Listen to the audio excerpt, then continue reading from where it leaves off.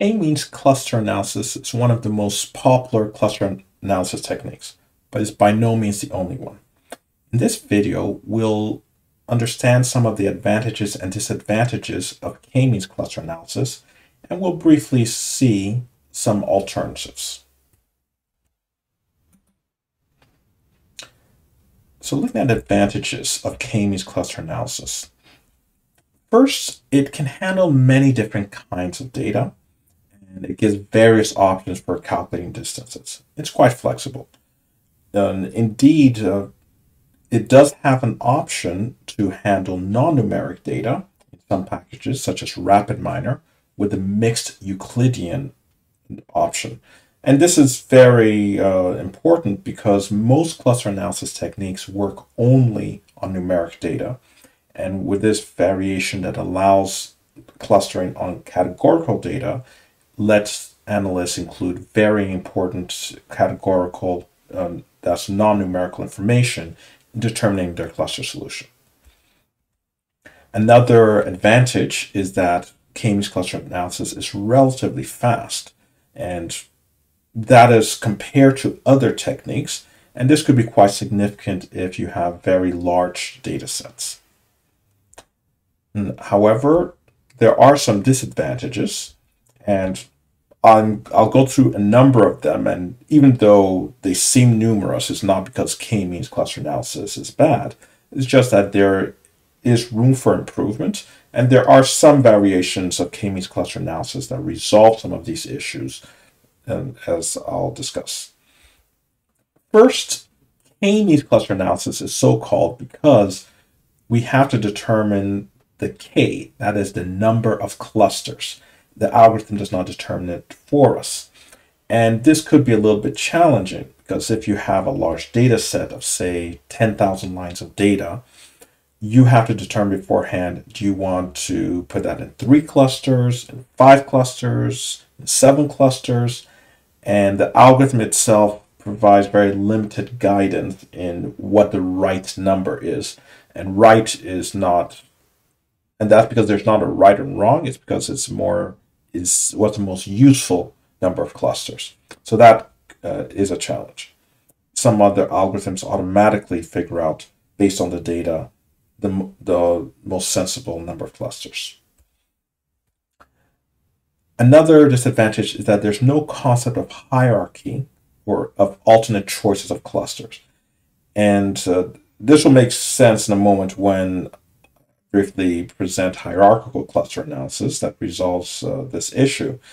But it basically means that when you have different cluster solutions, such as if you go from a 3 cluster solution to a 4 cluster solution, individual data points might end up completely separate based on the number of clusters you choose. Outliers are also a concern for K-means cluster analysis. They can cause poor results. They really skew what the clusters are. So outliers must be identified and removed for K-means cluster analysis to work meaningfully. Also, when the numeric scales are very different. So for instance, if you have people's ages and you also have their incomes, and you put that in your cluster solution, that could cause a lot of problems because ages range from 0 to maybe 90 typically, but incomes are in the tens of thousands of euros. And because tens of thousands are far more than 0 to 90, the income would dominate in the cluster solution. That is easily resolved by normalizing the data, but that adds another level of complexity in the analysis.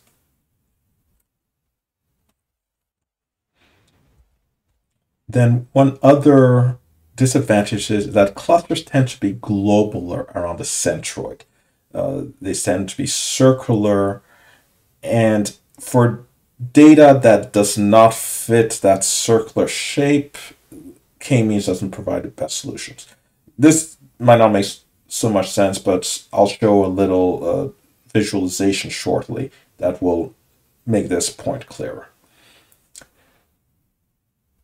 Now, the top challenge with K-means cluster analysis is the fact that it's hard to pick the right number of clusters. And so one solution to help with this is called Xmeans cluster analysis. And so this is just a variation of K-means cluster analysis. It is K-means cluster analysis with a small adaptation that tries to automatically find the best cluster. So what it does is it runs multiple cluster analyses with different values of K. So it might run a 2-cluster solution, 3-cluster, 4, 5, 6, 7, 8, 9, 10, up to how many sizes of clusters that you ask for it. And then it uses this particular statistic called the Bayesian Information Criterion, the BIC, to determine the optimal size of K. So the smallest value of BIC means that if it's for 5 clusters that has the smallest BIC, it means that that is the most compact cluster solution, and then that is the one that the Xmeans algorithm suggests. So that resolves this issue of at least offering a recommendation of the right means of K. However, managerially, this is just a recommendation. So if, for instance, the algorithm suggests a cluster solution of 5, it's a good idea for the analyst to also check cluster solution of 4, also cluster solution of 6, to see if these cluster solutions of 4, 5, or 6 clusters might make, which one makes more sense for their organizational goals. Then now we can look at hierarchical clustering, which is another approach to cluster analysis that is very different from K-means cluster analysis. And as an illustration, there's this article here that looked at different welfare regimes of certain countries, just of these countries listed here.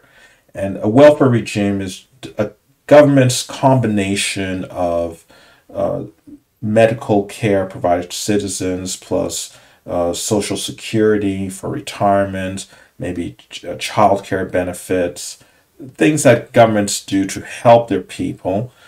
And this study looked at different kinds of regimes that different countries have and tried to group them based on their similarity using hierarchical cluster analysis.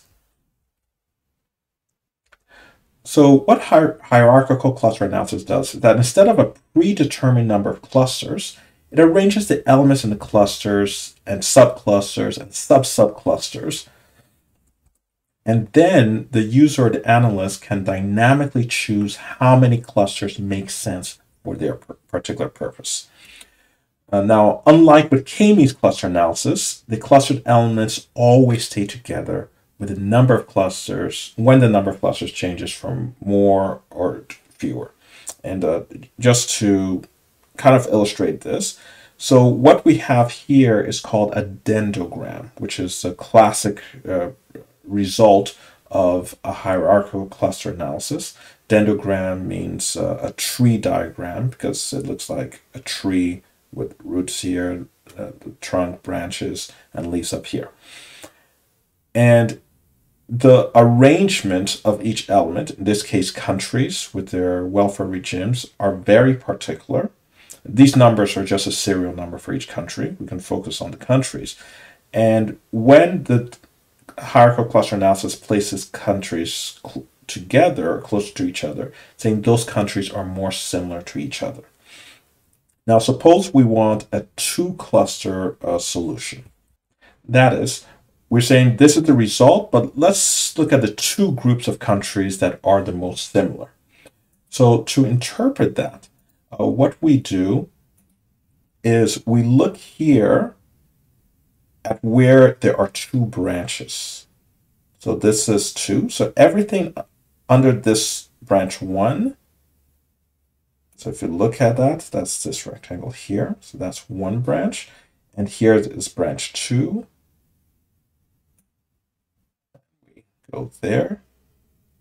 And that's our solution of 2. So if we want 2 clusters grouping countries, then these are the groups of the countries. Suppose we say, well, let's group countries into 3 groups based on their similarity. Okay, we can do that too. So in that case, we look for the dendrogram and see where it starts with 3 branches. There's 1, 2, 3. So here are these 3. Here's 1 under this one branch. Then here's a second branch. You have these countries here. And then the third branch, all the countries that go here. And that's our 3, our solution of 3. So you can see when we went from solution of 3, and if you go to a solution back to 2, all the countries stay together. So the advantage of hierarchical cluster analysis is that when you change the number of clusters, for instance, Portugal will not be combined with Netherlands, and then Spain goes with United Kingdom. You're not going to have that kind of randomness. The ones that are closer together always stay together, but when you go to more clusters, then you start to split within them. And if that makes sense in your particular situation, then hierarchical cluster analysis might be a more appropriate solution than K-means or some other non-hierarchical approaches.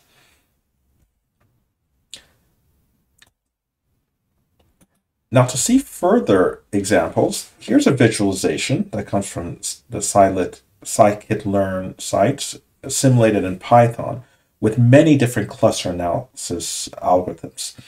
And they have here 6 different data sets that have particular shapes.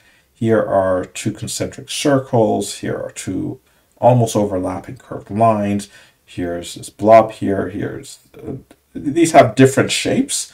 And this analysis applies 9 different cluster analysis techniques to them to see how well these techniques are able to separate these combinations of data.